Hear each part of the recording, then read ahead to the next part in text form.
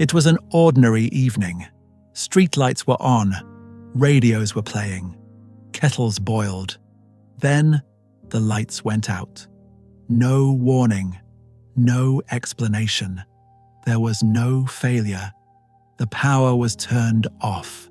At first, it felt like a fault, a technical issue, something temporary. That's what people assumed. Power cuts had happened before. They always came back, so people waited, not for explanations, not for instructions, just for things to return to normal. But this wasn't a blackout. Nothing had failed. Nothing had broken. The grid was intact. Power stations were ready. This was not an accident. The lights were off because they were meant to be. It was controlled, deliberate and timed, not random. Britain was built to run, not to pause, not to wait. Power didn't just light homes, it set the rhythm. Factories opened on schedule, offices filled at the same hour, shifts changed on time. Movement depended on timing, and timing depended on power. There was no slack in the system, no margin for delay. Efficiency wasn't a risk, it was the design. The limits arrived quietly. Power was still available, but only at certain hours. Access came in windows, not on demand. Some machines stayed idle, others waited, powered but unused. Factories felt it first. Shifts were shortened. Production slowed, not because demand disappeared, but because hours were missing. Offices followed. Early closures became routine. Work stacked up. Decisions waited for light. Nothing failed all at once. The system didn't break. It drifted out of sync. Timing slipped. Coordination weakened. The country was still running, but no longer together.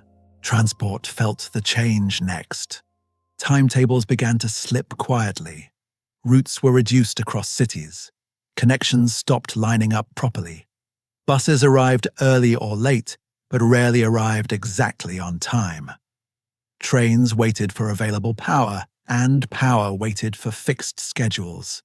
Nothing collapsed across the network. There were no strikes or shutdowns. Movement simply became unreliable everywhere. Journeys started taking longer, not because distances had changed, but because uncertainty had increased. People adjusted their daily routines. They began leaving much earlier. Plans started allowing extra time. The cost was not stoppage. The cost was constant friction. Time, once mostly invisible, became something people managed daily. By then, intervention became unavoidable. Emergency measures were introduced quietly. Power was formally prioritized nationwide. Hospitals received guaranteed supply windows. Power stations were protected from interruption. Food depots were kept continuously active. Schedules were rewritten across entire sectors. Exceptions were granted case by case. Instructions traveled faster than electricity. But the system was not built for commands. It relied on timing, not directives. Orders could be issued centrally. Priorities could be defined on paper. Supply could be rationed deliberately. But millions of daily decisions remained. They could not be replaced overnight.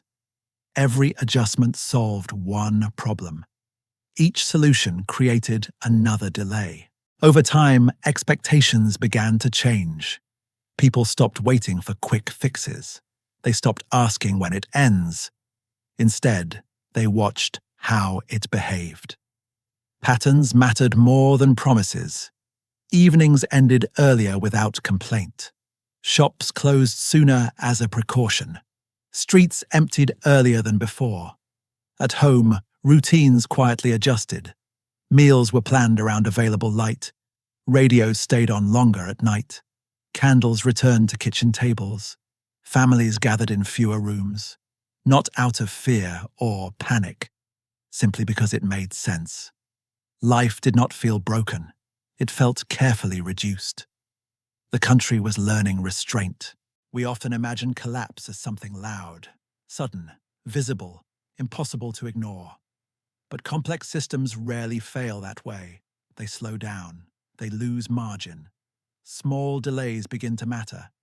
Time, once invisible, becomes the limit. Nothing here was destroyed. Nothing here exploded. Work still existed. Demand remained. But coordination slipped out of reach. Efficiency made the system productive. It also made it narrow. Remove movement, and there is no buffer. This was not a warning delivered with force. It arrived quietly, through delay. Britain didn't collapse. It didn't fail. It paused.